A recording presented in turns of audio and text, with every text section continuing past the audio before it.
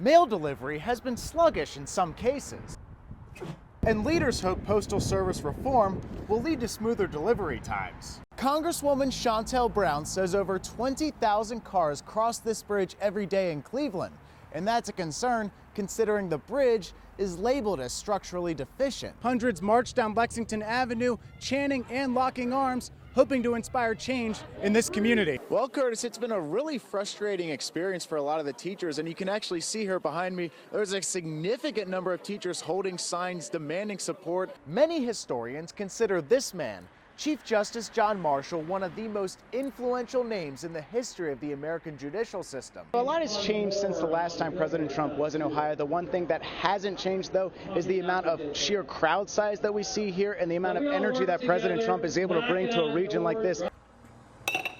After 25 years as an air traffic controller, Navy veteran Kurt Hernan decided to turn his hobby into a job. We just did a couple pop-up events at a bar in downtown Lorain, and they were well attended, and we saw that there was there was an audience for it here. He moved to Lorain about 30 years ago and started Speak of the Devil with his wife. It's a cocktail bar in downtown Lorain, a place he says has come a long way in recent years. It's unrecognizable, to be honest. I mean, the sidewalks were a mess. Most of these buildings were empty.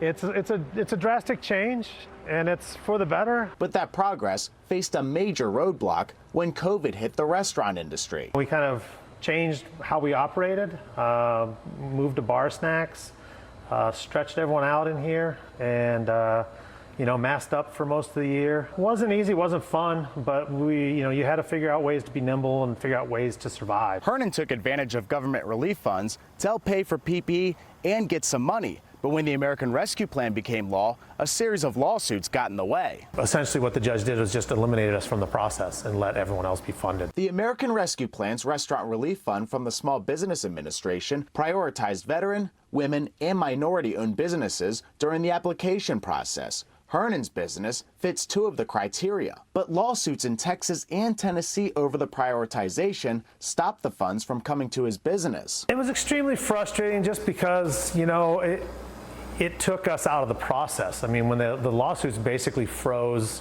the priority applicants out of the process,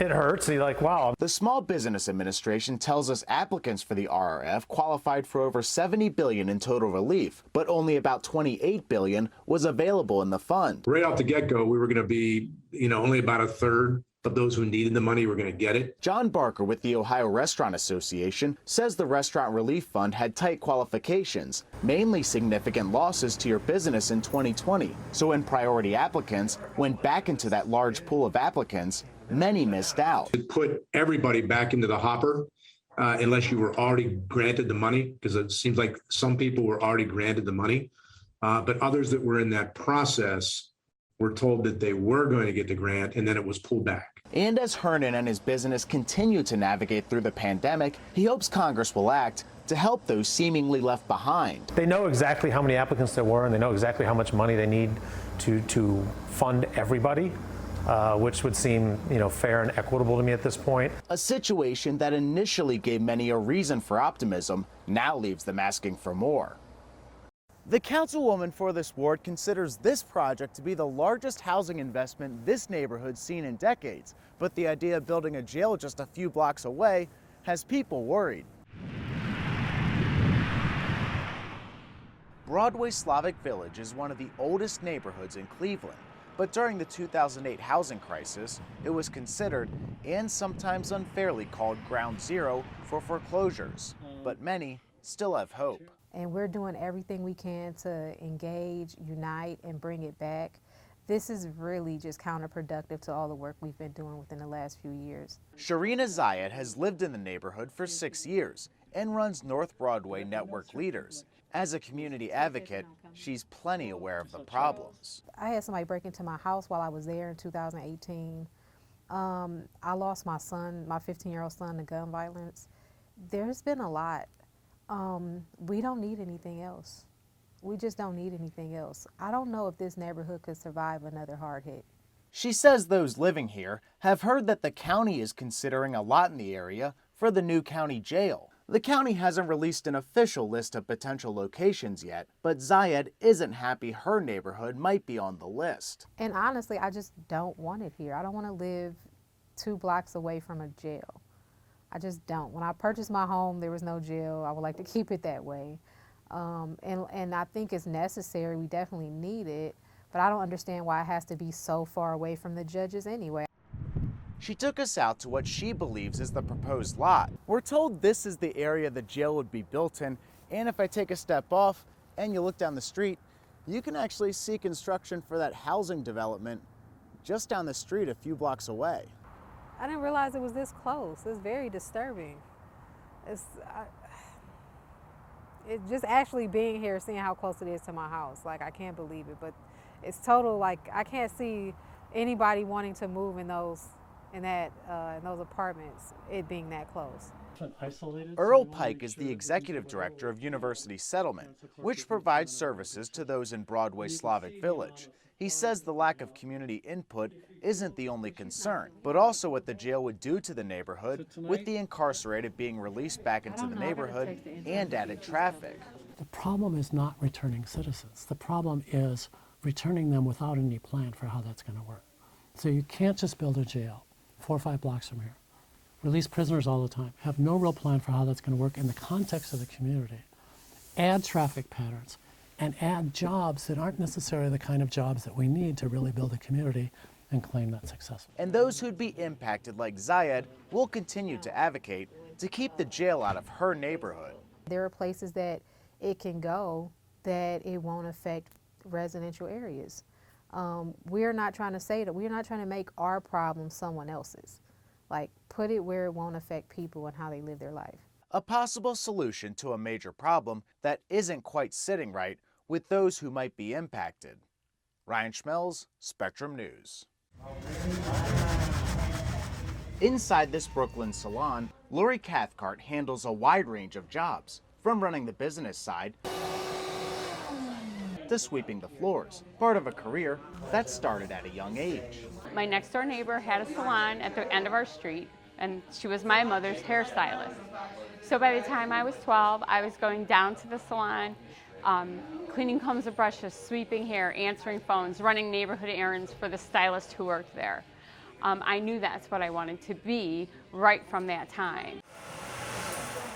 And in Menor, Nancy Brown checks in on one of her students inside a school and salon that for decades has been her passion.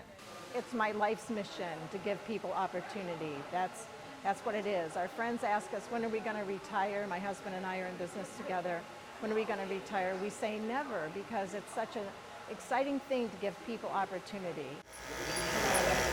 In Mayfield Heights, instructor Waverly Willis is here a couple days a week on top of running his own barbershop so he can help train the next generation. It has afforded me to work for myself. That's the most important thing. Since I can make my own schedule up, I can be here 2 to 3 days out of the week every week. And that's important to me. That's important to our students. The three have about a century of experience in the industry, but have different perspectives on legislation that would change it. Senate Bill 133 would reduce the amount of hours needed for a barber license in Ohio from 1,800 hours to 1,000, for a cosmetologist license from 1,500 to 1,000, and a hair designer license from 1,200 to 800. Cathcart, a franchisee for over a decade, hopes the bill will get students working sooner. We find that 80% of what a student knows, they actually learn in the salon.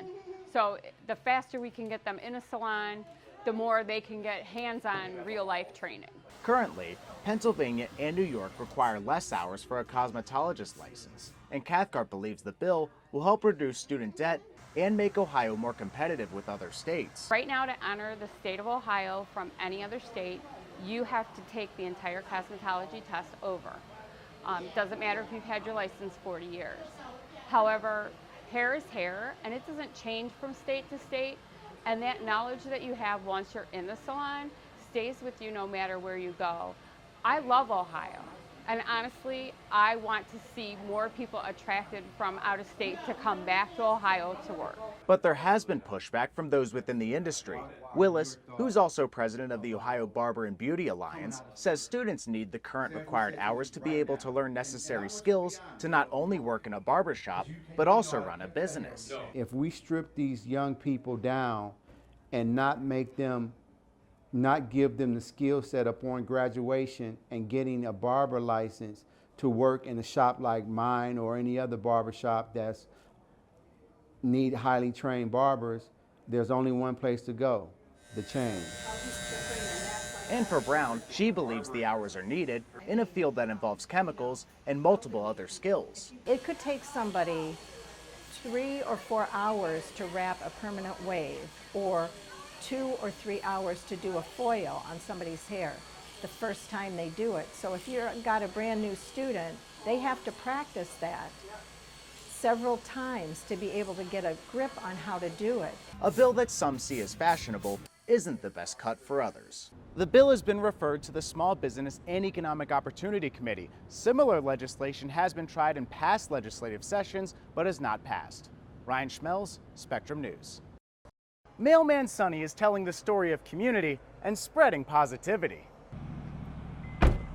As a mail carrier for 6 years, Sonny Workman has gotten to know the streets of Fremont like the back of his hand.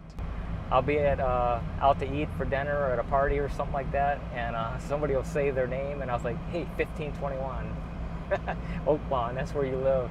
After almost 30 years in a different career, Workman's mail carrier sister introduced him to a new profession that fit him like a glove. You know, I love being outside, being a runner, athletic person, so I thought I wouldn't mind the elements, you know, the rain, the snow, and all that. And so I thought it'd really fit me, and I love talking to people. All right. While he loves his job, he couldn't help but notice the negative headlines towards the Postal Service, and Sonny wasn't just going to ignore it. What's something I can do to change that perception? You know, we all can perform on our own platform, and I believe one person can change the world, so I'm just going to do what I can do. And I thought I could either sit back and just let it happen or do something about it. So I started writing the books. Hey, there's Little B. So inside this downtown Fremont store, Sonny shows off how he got to writing. I've always, you know, loved just drawing and writing stuff. And so, yeah, it just kind of felt, you know, came together. Workman began writing children's books called Mailman Sonny, starring himself and featuring characters inspired by members of his family and community. These are some of the restaurants that I stopped to. Breakfast there at Whitey's. Tim's always has a good burger. Hey, my buddy. Today, Sonny is welcoming families to sign autographs, There you go, here we go.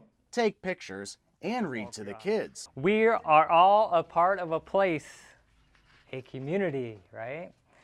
Follow Mailman Sonny as he delivers his mail. There's Larry and that squirrel with the big tail. Janae and Jermel are some of his loyal customers. My favorite part about it is the pictures.